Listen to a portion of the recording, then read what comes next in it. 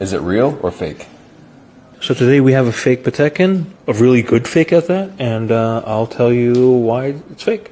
Alright, initial glance, we look at the clasp. The clasp looks like the Patek Philippe is kind of slightly polished over. However, this is normal for signs of over polishing, so it wasn't that much of a big indicator. However, it was something that we noted. Second, this winds, feels, and looks like a real one. However, if you look carefully, there are two different hues and colors of bridges. So this one is a more machine finish. This is more of the correct main plates that's used in Patek. So that wasn't to tell. And lastly, 324.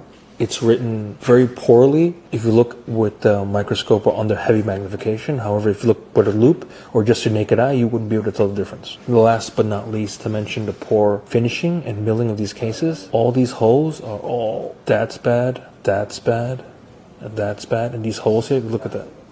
Patek would never do something like this. They would never arbitrarily cut out a piece like that to accommodate a screw. It'd be a perfectly cut out screw for the purpose of that movement. And then also, let's look at the case back. First thing you'd realize is that on the Patek Philippe, the L is a little bit low, so it's hanging low, and then on the Genève, the E and the V are connected together, which is not the case. And everything else, just like this, the spacing on everything here is incorrect. So yeah, certified fake. Thanks for watching, guys. Cheers.